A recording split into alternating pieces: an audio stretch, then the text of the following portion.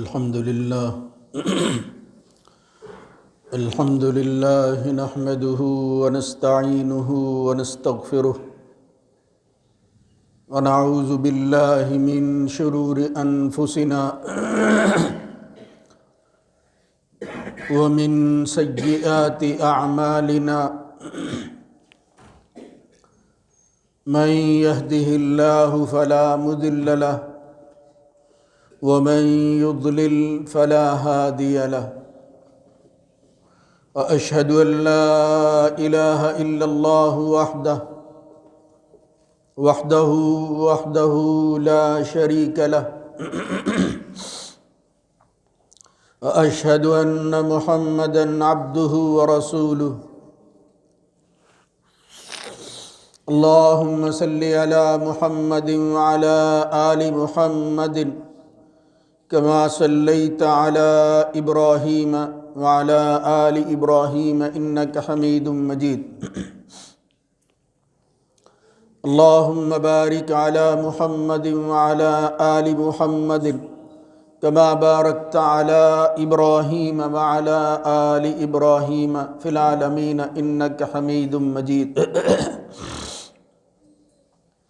أما بعد فإن خير الحديث كتاب الله وخير الهدى هدى محمد صلى الله عليه وآله وسلم وشر الأمور محدثاتها وكل محدثة بدعة وكل بدعة ضلالة وكل ضلالة في النار رب أعوذ بك من همزات الشياطين من همزه ونفخه ونفسه يا أيها الذين آمنوا اتقوا الله حق تقاته ولا تموتن إلا وأنتم مسلمون يا أيها الناس اتقوا ربكم الذي خلقكم من نفس واحدة وخلق منها زوجها وبث منهما رجالا كثيرا ونساء واتقوا الله الذي تساءلون به والأرحام إن الله كان عليكم رقيبا يا أيها الذين آمنوا اتقوا الله وقولوا قولا سديدا يصلح لكم أعمالكم ويغفر لكم ذنوبكم ومن يطع الله ورسوله فقد فاز فوزا عظيما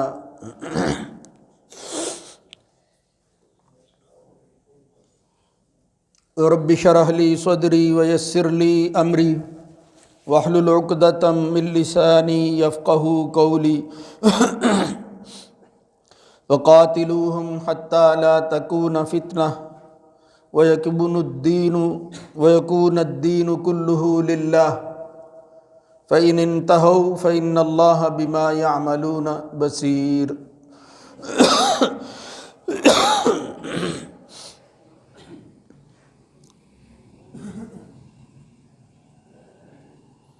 اور ان سے قتال کرتے رہو یہاں تک کہ فتنہ ختم ہو جائے اور دین سارے کا سارا اللہ ہی کے لیے ہو جائے۔ اگر وہ باز آ جائیں تو بہتر ہے ان کے لیے۔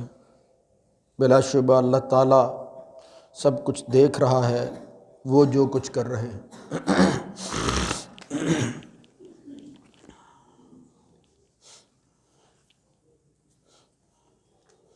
اللہ رب العزت کی حمد و ثنا کے بعد درود و سلام سید ولد آدم خاتم النبیین جناب محمد الرسول اللہ صلی اللہ علیہ وآلہ وسلم کی ذات گرامی پر۔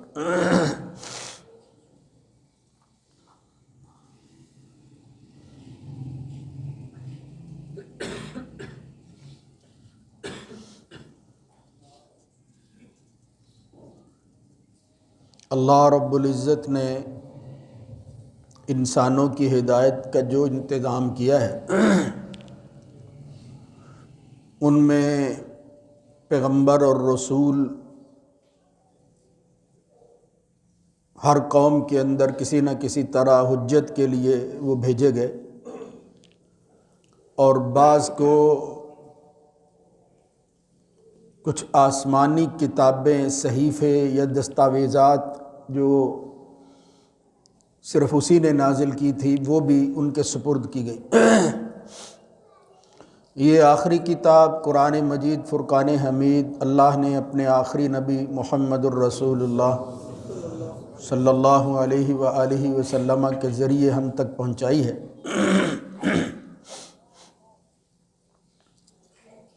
اس کے متعلق یہ بات ہمیں ہمیشہ پیش نظر رکھنی چاہیے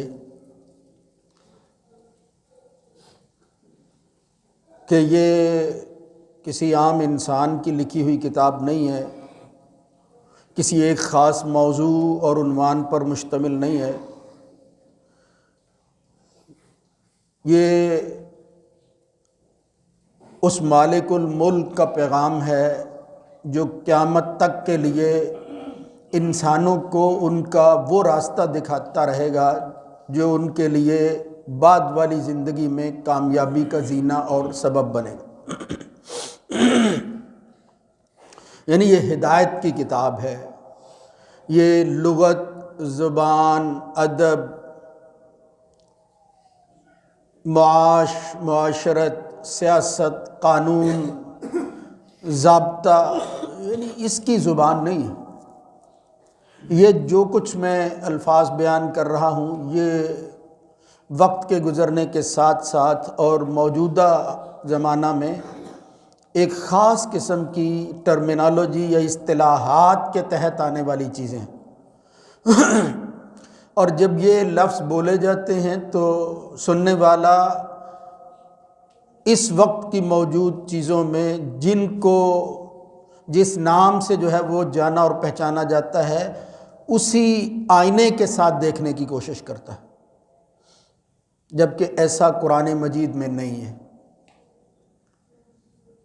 یہ میں نے جو عرض کیا کہ یہ ہدایت کی کتاب ہے، اس کا ہرگز یہ مطلب نہیں ہے کہ اس میں یہ مسائل بیان نہیں ہوئے۔ اس میں اللہ نے حیات انسانی کی ہر چیز کو کسی نہ کسی حوالہ سے جو اس کے اس دنیا اور آخرت کے جہان کے لیے ضروری تھی اس کو بیان کر دیا ہے، اس میں کوئی کمی نہیں چھوڑی۔ باقی یہ انسان اس کو شعور دے کر، عاقل بنا کر، دوسری مخلوقات سے ممتاز کرتے ہوئے ایسی صلاحیتیں اس کے اندر رکھی گئی ہیں کہ یہ اپنی ضرورت کی چیزیں خود بخود جو ہے ان کو استوار کرتا رہتا ہے۔ یعنی اس کے لیے کسی ضابطے اصول کی اس طرح ضرورت نہیں ہوتی جس طرح دیگر چیزوں میں دین جو ہے یا اللہ رب العزت جو ہے وہ سمجھتا ہے کہ ان کی تفصیل ہونی چاہیے۔ یعنی اگر ایک انسان کو اپنی انفرادی زندگی میں کچھ چیزوں کی ضرورت ہے اور وہ اس کو پورا کرنا چاہتا ہے وہ بھی موجود ہیں، پرسنل چیزیں جسے کہتے ہیں۔ اگر اجتماع کے اندر، لوگوں کے مجموعے کے اندر، یعنی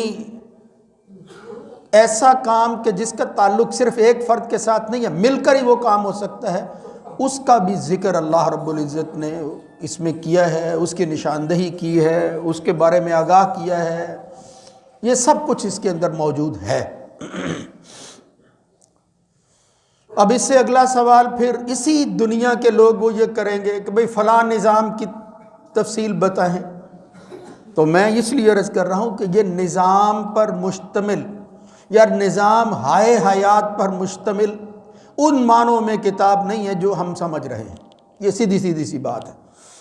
اور یہ کوئی نقص والی بات نہیں ہے۔ یہی خوبی ہے، اس کتاب کو ایسا ہی ہونا چاہیے تھا، اور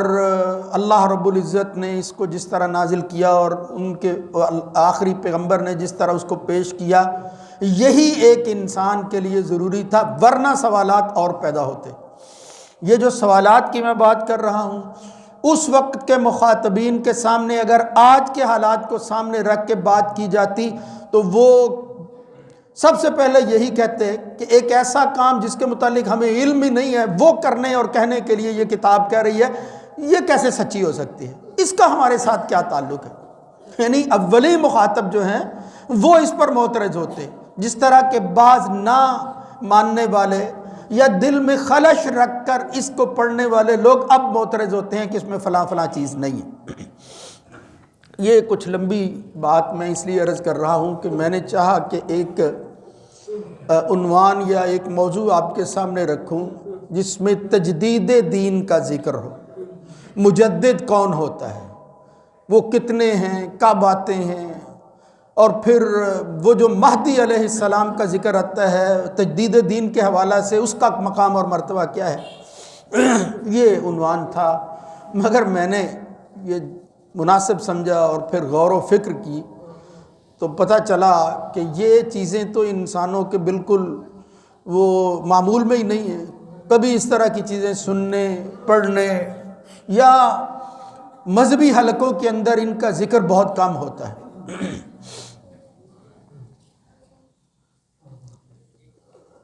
وہ کیا ہے کہ ہمارے ہاں پاکستان، ہندوستان میں بالخصوص اور دنیا کے دیگر ملکوں میں جہاں کہیں بھی مسلمان آباد ہیں، ایک سوچ جو ہے وہ ہمیشہ سے رہی ہے، اور یہ فطری سی بات ہے کہ جہاں بندہ جس فکر کا حامل رہتا ہو اس کو اس طرح کی سوچ جو ہے اس کا آنا وہ یقینی سی بات ہے۔ وہ کیا ہے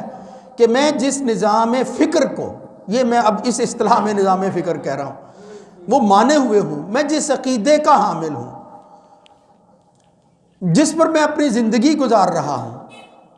مجھے اس کے بارے میں پتہ ہونا چاہیے کہ وہ ہے کیا، وہ مجھ سے مطالبہ کیا کرتا ہے، اور پھر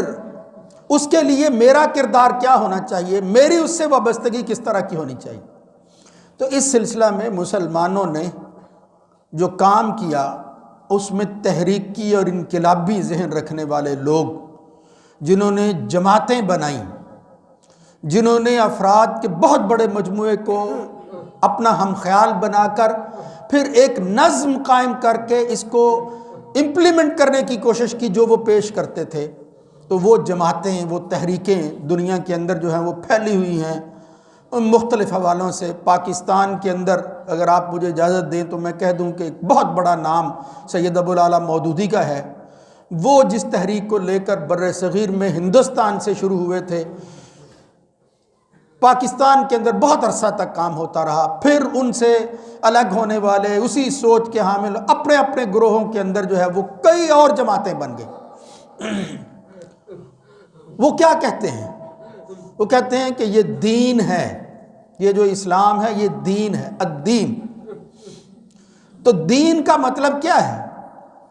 دین کا مطلب یہ ہوتا ہے کہ انسان ایک ایسے نظام کے تحت آ جائے۔ اب وہ بات جو اس وقت کی ہے اور جس سے لوگ جو ہے وہ متاثر ہو کر سننا چاہتے ہیں کہ اس طرح کی کوئی بات کی جائے جو ہماری سمجھ میں آئے، کہ ایک نظام کے تحت انسان زندگی گزارے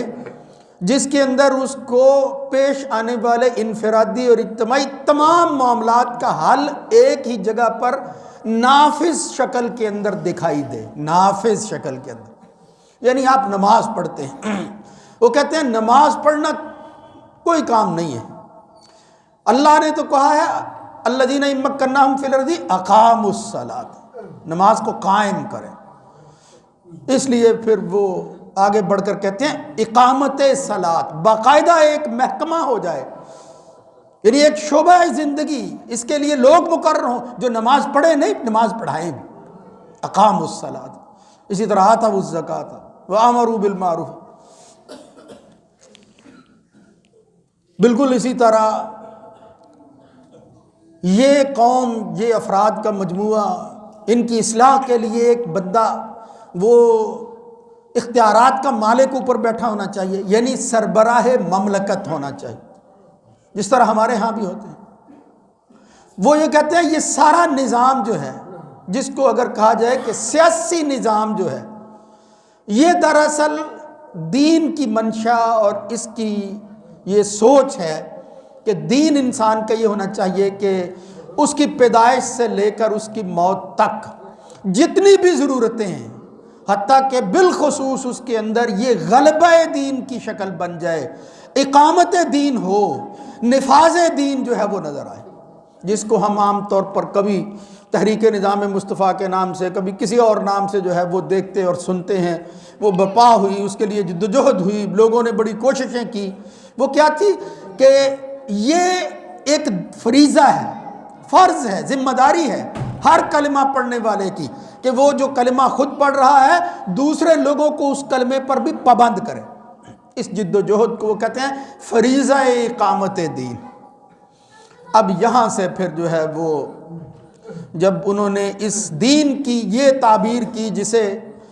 بعض لوگ پھر کہتے ہیں یہ دین کی سیاسی تعبیر ہے، یعنی جتنی بھی چیزیں ہیں، میں آپ کو تعبیر کا لفظ جو ہے سمجھانے کے لیے بتاتا ہوں۔ وہ کہتے ہیں نماز پڑھتا ہے بندہ، زکوٰۃ دیتا ہے، دراصل اس کا مقصد کیا ہے؟ اس کا مقصد یہ ہے کہ ایک اعلان ہو سکے کہ ہمارا کوئی کمانڈر ان چیف ہے جس کی ماتحتی کے اندر جو ہے وہ ہم ریہرسل کر رہے ہیں، محنت کر رہے ہیں، ہم جو ہے وہ کچھ ممارست، کوئی پریکٹس ہے ہماری،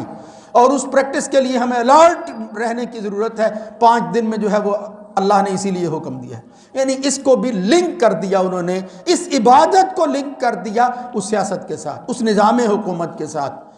کسی رائی کے ساتھ، اور خود کو جو ہے وہ رعیت بنا کر، یعنی اس طرح زکوٰۃ ہے، حج ہے۔ وہ حج ہے مثلا، وہ کہتے ہیں ایک سال کے بعد جو ہے وہ مسلمانوں کے کیسا اجتماع جس میں لوگوں کو نظر آئے کہ بھئی یہ دین نام کی کوئی چیز ہے، اللہ کو ماننے والے اس طرح کے ہوتے ہیں، انہی کی حکومت ہوگی، یہی غالب آنے والے لوگ ہیں، ان سے جو ہے وہ بڑھ کر کوئی نہیں ہے، سب ماتحت ہیں۔ یعنی اس طرح کی باتیں یہ شاید آپ کو جو ہے وہ فی الوقت جو ہے وہ کوئی اچھی نہ لگے، یہ سمجھنا ہے کہ یہ آخر اس کی حقیقت کیا ہے، یہ کیوں بیان کیا جا رہا ہے۔ لیکن مقصد یہ ہے کہ آپ کو وہ جو بعد میں کبھی موضوع پیش کروں تو وہ سمجھ آئے کہ پھر ان کا یہ کام جو ہے وہ دین اور شریعت کی روشنی کے اندر اس کی حیثیت کیا ہے۔ تو یہ لوگ جو کوشش کرتے ہیں، انہوں نے پھر اپنے بارے میں بعض دفعہ کہا کہ ہم بھی تجدید و احیاء دین کا کام کرتے ہیں،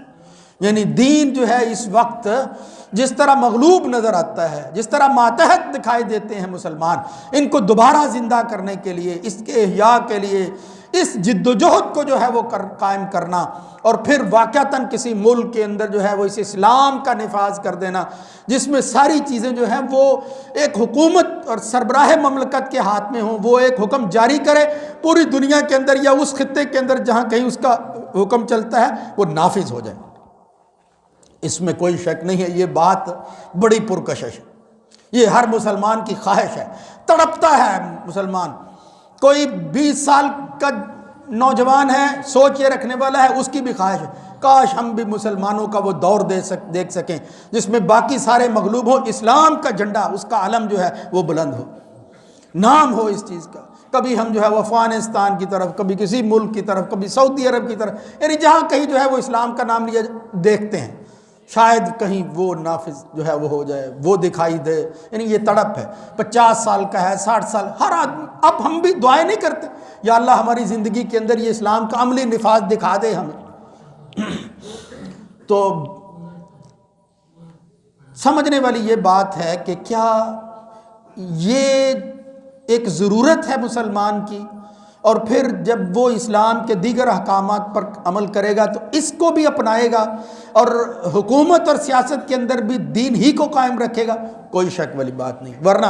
وہ مسلمان نہیں ہے، اس کا اسلام سے کوئی تعلق نہیں ہے، اس نے تو خلط ملط کر دیا ہے۔ جس طرح ہمارے ہاں بڑی معذرت کے ساتھ بعض بہت پرانی اگرچہ بات ہے، کچھ لوگوں نے یہ نعرہ لگایا تھا کہ دین ہمارا اسلام ہے، جمہوریت ہماری سیاست ہے، سوشلزم ہماری معیشت ہے، تقسیم کر دی گئی۔ اسلام کا تعلق وہ مطلب مذہب عبادات کے حد تک، ٹھیک ہے، مسجد میں آؤ جاؤ، اس کا کوئی تعلق نہیں ہے باہر کی دنیا کے ساتھ۔ اگر آپ نے سیاست کرنی ہے، جمہوریت بہت بڑا نظام ہے، اس کا کوئی تعلق اس سے نہیں ہے۔ اسی طرح اگر آپ نے معاشی زندگی کے اندر بہتری لانی ہے، ترقی کرنی، سوشلزم دیکھ لو۔ اس وقت یہ بحث نہیں ہے کہ یہ نعرہ جو ہے وہ صحیح تھا یا غلط تھا، اور پھر کس حد تک، صرف یہ بتانا ہے کہ یہ چیزیں پروان چڑھتی رہی، لوگوں کو لوگ سمجھاتے رہے۔ یہ انسانوں کی دنیا کے اندر بالخصوص ہمارے خطہ میں یہ چیزیں عام تھیں اور ہیں، اس کے مقابل پھر دین کی یہ لوگ بات کرتے رہے۔ تو میں عرض یہ کرنا چاہتا تھا اور کوشش کرتا ہوں کہ اب دیکھنا تو یہ چاہیے کہ یہ جو دعویٰ ہے،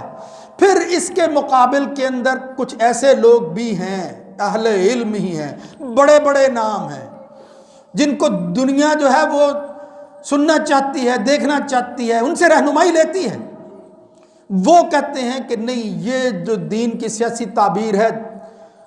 دین میں اس کا کوئی ذکر نہیں ہے، یعنی اس حوالہ سے کوئی ذکر نہیں ہے کہ یہ کوئی فریضہ اقامت دین ہے، یعنی یہ کوئی فرض چیز نہیں ہے۔ ٹھیک ہے، اگر آپ کو ضرورت مسلمانوں کو اجتماع میں پیش آتی ہے تو آپ جو ہے وہ اکٹھے ہو کر ظاہر ہے اسلام کی ہدایات کے مطابق جو ہے یہ کام کریں، لیکن آپ یہ کہیں کہ مسلمان ہر ایک کے لیے اس کے قیام کی جد و جہد کرنا، اس جماعت کا حصہ اس صورت میں بن کر رہنا، اور جو اس جماعت میں ہوگا وہ مسلمان ہوگا، باقی مسلمان نہیں ہوں گے، وہ اس فریضے کو پورا کرے، یہ فریضہ اقامت دین کا تو یہ مطلب ہوا کہ اللہ اور اس کے رسول نے جو دین دیا تھا، وما امروا الا ليعبدوا الله مخلصین له الدین، اور اسی طرح قل انی امرت ان اعبد اللہ مخلصا له الدین،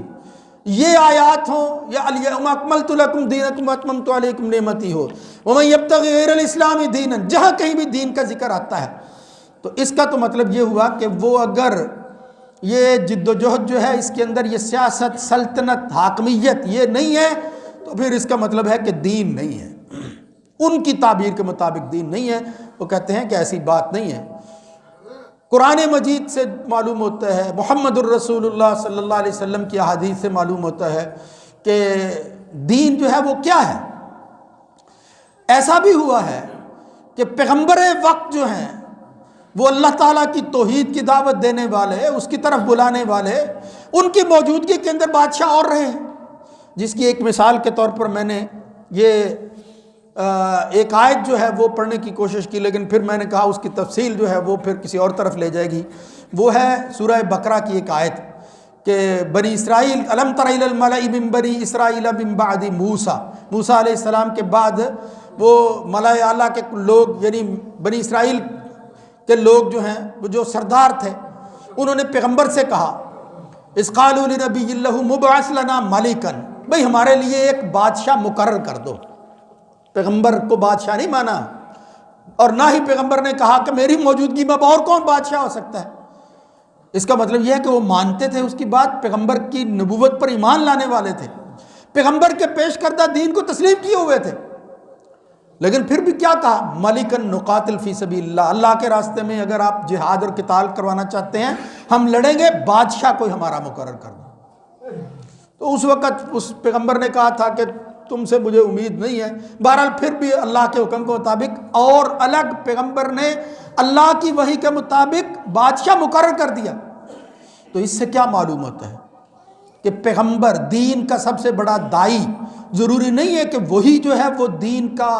جو ہے وہ علمبردار بن کر سیاسی اعتبار سے حاکم بھی ہو، بلکہ بے شمار ایسے پیغمبر ہیں، ابراہیم علیہ السلام ہے، موسیٰ علیہ السلام ہے، اس طرح کی حکومت کسی کو نہیں ملی۔ محمد الرسول اللہ صلی اللہ علیہ وسلم کو یہ ضرور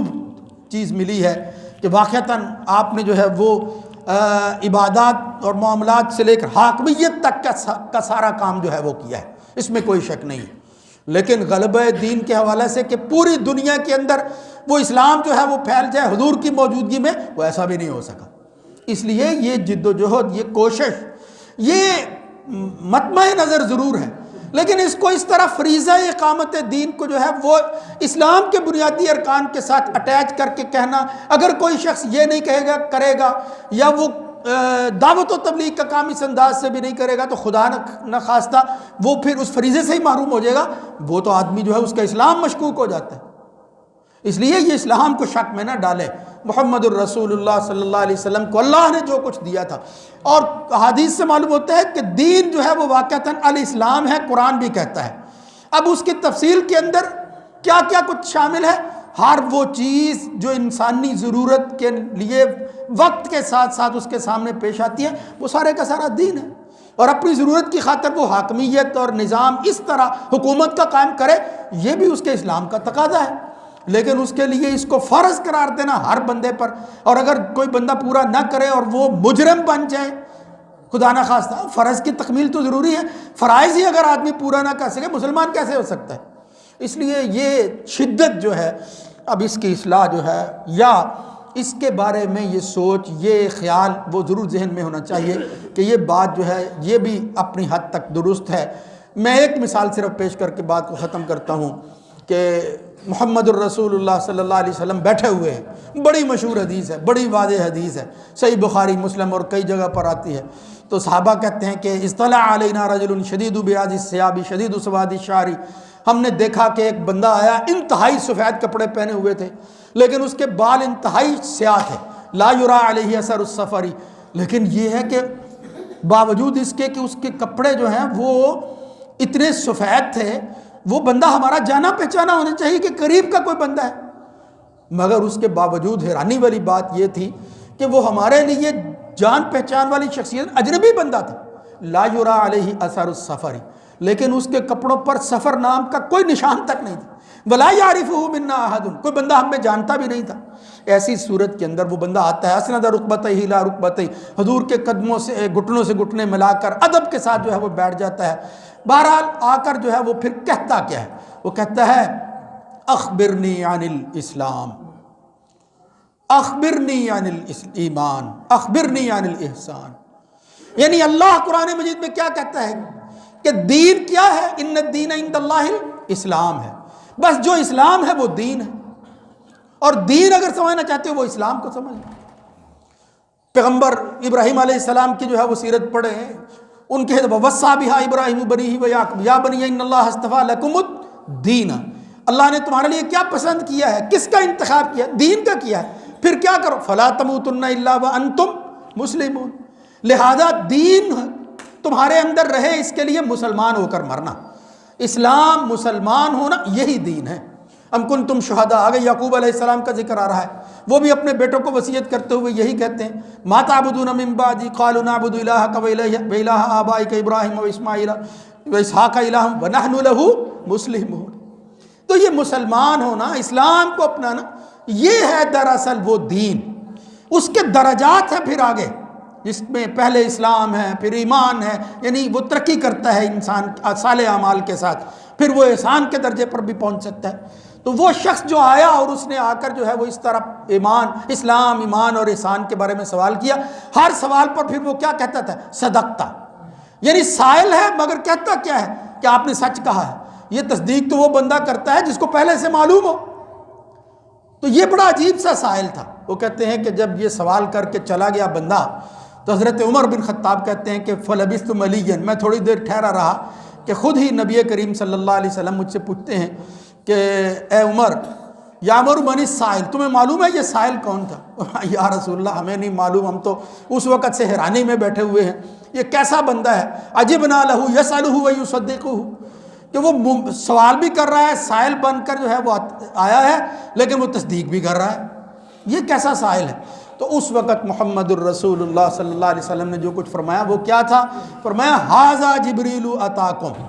یہ کوئی عام انسان نہیں تھا، یہ صرف انسانی شکل میں آنے والا روح القدس، یہ فرشتوں کا سردار جبریل تھا، اور اس کو بھیجا تھا اللہ رب العزت نے، کس لیے؟ اتاکم لیعلمکم دینکم، تاکہ وہ تمہیں تمہارا دین سکھا دے، تمہیں تمہارا دین سکھائے۔ تو جبریل آسمان سے نازل ہو کر محمد الرسول اللہ صلی اللہ علیہ وسلم کو جو دین سکھا کر گیا ہے وہ یہی تھا۔ وہ کیا تھا؟ وہی 5 چیزیں، یعنی جن کو ارکان اسلام کہا جاتا ہے، ان تشہد لا الہ الا اللہ وتقیم الصلاۃ وتؤتی الزکاۃ وتصوم رمضان وتحج البیت، یہ تھا۔ اور پھر فرمایا ان تؤمن باللہ وملائکتہ وکتبہ ورسلہ، ایمانیات کی چیزیں۔ پھر احسان کا درجہ ان تعبد اللہ کانک تراہ، یعنی اگر اللہ کی بندگی اسلام اور ایمان پر کرو تو اس طرح ہونی چاہیے۔ تو یہ وہ سارا دین تھا جو جبریل نے جو ہے وہ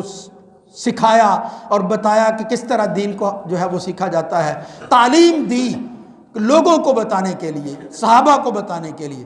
تو یہ ایک نہیں ہے، اس طرح کی بے شمار روایتیں ہیں جن سے معلوم ہوتا ہے۔ میں ایک اور مثال جو ہے وہ ذہن میں آ رہی ہے، محمد الرسول اللہ صلی اللہ علیہ وسلم نے فرمایا اذا تزوج العبد، جب بندہ جو ہے وہ شادی کر لیتا ہے، فقد استکمل نصف الدین، نصف دین کو اس کا مکمل ہو جاتا ہے۔ فلیتق اللہ فی نصف الباقی، آگے باقی دین جو ہے وہ اس کا وہ نصف ہے، اس کی وہ حفاظت کرے۔ اب یہ شادی کرنا، نکاح جو ہے وہ کرنا، یہ کوئی حاکمیت تو نہیں ہے، یعنی یہ کوئی حاکمیت اعلیٰ وہ جو سربراہ مملکت اور حکومت کرتے ہیں وہ اس طرح کی نہیں ہے، گھر کا سربراہ ضرور مقرر ہو جاتا ہے بندہ۔ تو اس اعتبار سے یہاں بھی دین کا لفظ بولا گیا ہے، لہذا فریضہ اقامت دین کا صرف یہ مطلب لینا کہ جد و جہد کرتے ہوئے غلبے میں انسان کو سیاسی اعتبار سے حکومت حاصل ہو جائے اور اسی کے لیے کوشش کرنا جو ہے یہی دین ہے، یہ ایک اچھا جذبہ ضرور ہے۔ زیادہ سے زیادہ کہہ لیں کہ یہ مطلب فرض کفایہ کے طور پر ہے کہ اگر کچھ لوگ کر رہے ہیں تو بہت اچھا ہے، دوسرے خود بخود ساتھ دے دیں گے وہ مسلمان ہونے کے ناطے، لیکن اس کو اقامت دین کو فریضہ بنا کر، اور جو آدمی اس جماعت کا حصہ نہ ہو اور پھر وہ اس طرح جو ہے وہ اس میں پارٹیسپیٹ کر کے اپنا عملی کردار ادا نہ کر رہا اور اسے کہنا کہ یہ ایک فریضے سے محروم ہے، بہرحال یہ محل نظر بات ہے۔ یہ چند باتیں اگر آپ کو میں سمجھا سکا ہوں تو اللہ رب العزت مجھے اور آپ کو شرح صدر نصیب فرمائے، اور آئندہ اگر میں اس طرح کا کوئی عنوان بیان کروں تو اس کے بارے میں بھی اللہ سے دعا گو ہوں کہ اللہ تعالیٰ اس کو سمجھنے کی توفیق نصیب فرمائے۔ لیکن میری ان باتوں کا ہرگز یہ مطلب نہیں ہے کہ آج کے بعد آپ نے دین کے غلبے کی خواہش نہیں کرنی، نہیں، اس کا تو مطلب یہ ہے کہ معاملے کو شریعت کے حوالہ سے احکامات اور دلائل کی روشنی میں پہلے متعین تو کیا جائے جی، پھر اس کے بعد جو ہے وہ آدمی فیصلہ کرے۔ خدا نہ خواستہ آپ مسئلہ ایسا بیان کریں جس میں مسلمانوں کے ایمان اور اسلام کو ہی جو ہے وہ مشکوک بنا دیا جائے، تو یہ بہتر بات نہیں ہے۔ جو لوگ پھر تجدید دین کا کام کرنے کے لیے آتے رہے ہیں یا آئندہ آئیں گے، ان کے متعلق انشاءاللہ پھر میں کچھ عرض کروں گا۔ اللہ رب العزت ہمیں صحیح اسلام پر جو آسمان سے اس نے نازل کیا ہے، جو اس دنیا اور اس کے بعد کی دنیا میں نجات کا ذریعہ ہے، اللہ تعالیٰ اس پر قائم اور دائم رکھے۔ اللہ تعالیٰ ہمیں اس پر جو ہے وہ مضبوطی سے جم کر بالکل اس کے A to Z سے لے کر جتنی بھی چیزیں حیات انسانی کی ہیں ان پر جو ہے وہ پورا ہمیں عمل کرنے کی توفیق نصیب فرمائے۔ اقول قولی ھذا استغفر اللہ لی ولکم۔